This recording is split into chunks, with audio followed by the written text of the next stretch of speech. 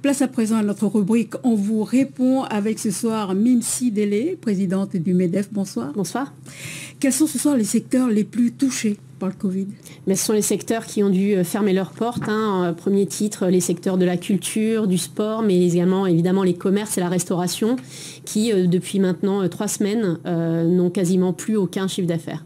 Alors, à combien estimez-vous la proportion de cas positifs dans les entreprises? Aujourd'hui, nous n'avons pas de chiffres précis, mais pour autant, je peux vous affirmer que toutes les entreprises du territoire sont actuellement touchées de près ou de loin par le Covid, soit par des salariés contaminés, soit par des cas contacts qu'il faut isoler. Et donc, elles doivent vivre avec ça au quotidien. Des décès également?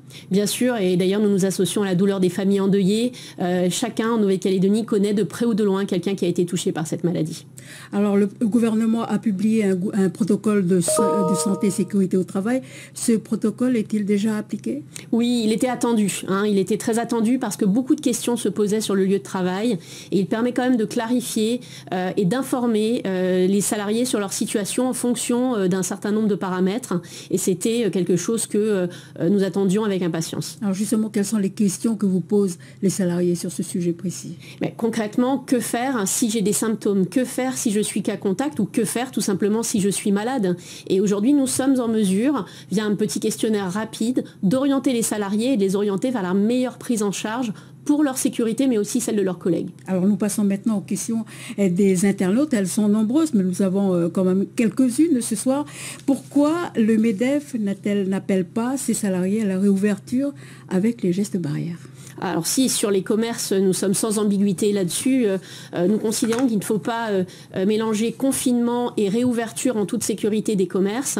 On peut conserver un confinement assez large en Nouvelle-Calédonie tout en permettant à un grand nombre d'activités suivant des protocoles très précis de sécurité de réouvrir leurs portes. Et c'est une demande que nous formulons au gouvernement dans les meilleurs délais car ces entreprises ont besoin d'ouvrir.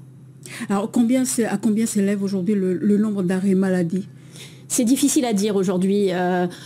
J'ai l'exemple de la Polynésie française qui a un petit peu de recul. C'est des 8000 arrêts maladie. C'est énorme pour un territoire comme la Nouvelle-Calédonie. Nous allons très probablement nous orienter vers le même type de nombre d'arrêts maladie, entre 8 et 10 000. Et bien évidemment, notre système de santé devra faire face et les entreprises vont devoir faire face à un absentéisme majeur. Alors sans doute une question d'un chef d'entreprise, comment savoir si notre salarié est positif, car sur les arrêts de travail, ce n'est pas notifié?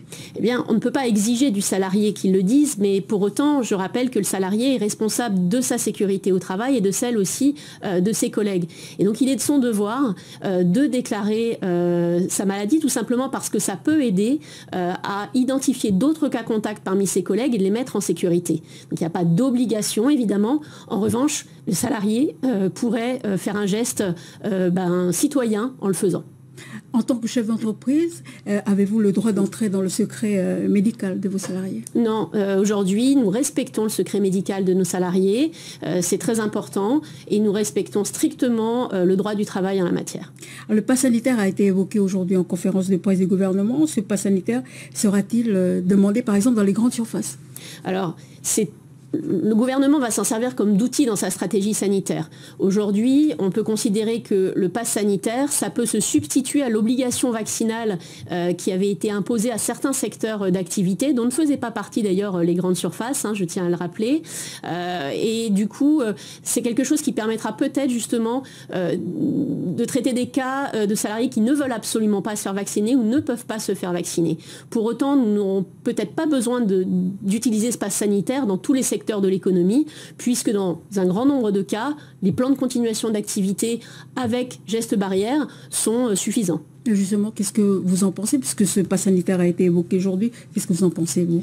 Nous pensons que ça peut être une solution justement pour respecter déjà le secret médical et puis lever les crispations liées à l'obligation vaccinale dont on sait qu'elle va probablement être compliquée à mettre en œuvre fin octobre.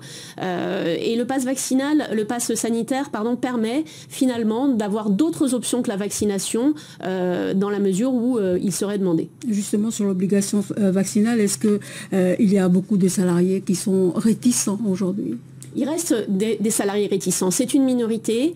Pour autant, on comprend les inquiétudes, les questionnements. Il y a vraiment un travail de dialogue très important à mener au sein des entreprises. Je salue par exemple l'initiative de la SLN qui a mis en place un vaccinodrome au sein même de l'entreprise qui permet aux salariés finalement de poser toutes les questions et d'être vaccinés sur leur lieu de travail. Ce sont des initiatives qui pourraient peut-être être amenées à se développer dans les mois qui viennent. Alors, autre question d'un internaute, les soldes seront-ils prolongés? Alors, on ne sait pas. Les soldes, c'est la responsabilité du gouvernement. Pour l'instant, on ne sait même pas quand est-ce que les commerces seront en capacité d'ouvrir. Nous espérons dès la semaine prochaine. Mais pour autant, la question des soldes se posera après la reprise de l'activité, évidemment. Dernière question, ne regrettez-vous pas votre lobbying? Je lis la question, auprès des politiques pour réduire la quatorzaine et ouvrir nos frontières. Alors, il faut préciser ce qui a été demandé. Nous n'avons jamais demandé la fin de la quatorzaine. Nous avons demandé à ce que la Nouvelle-Calédonie se prépare à une entrée possible du virus. Malheureusement, l'actualité nous a donné raison. L'idée à l'époque, c'était véritablement d'anticiper. Ça n'était pas de faire rentrer le virus, plutôt bien au contraire. Madame Delay, merci d'avoir accepté notre invitation. Et merci pour toutes ces précisions.